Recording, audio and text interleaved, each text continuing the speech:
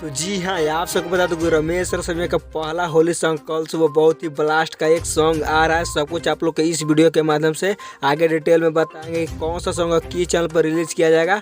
उससे पहले अगर आप लोग मेरे चैनल पर नए हैं और रमेश रसमिया का चाहते हैं तो इस वीडियो को दिल से लाइक करके चैनल को सब्सक्राइब जरूर करें, क्योंकि मैं ऐसा ही न्यूज लाते रहता हूँ इस चैनल के माध्यम से। तो सबसे पहले बात की सॉन्ग के बारे में, जो रमेश सॉन्ग का बोल है और इस सॉन्ग को लिखे हैं सूरज सोनालका जी और म्यूजिक दिए हैं चमन से, जो कि ब्लास्ट का म्यूजिक देते रहते हैं।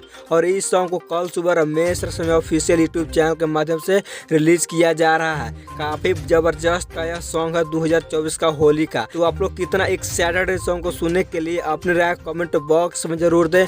और अभी तक मेरे चैनल को सब्सक्राइब नहीं किए हैं तो जल्द सब्सक्राइब कर ले, क्योंकि मैं ऐसा ही न्यूज लाते रहता हूँ इस चैनल के माध्यम से। तो मिलते हैं न्यू वीडियो लेकर।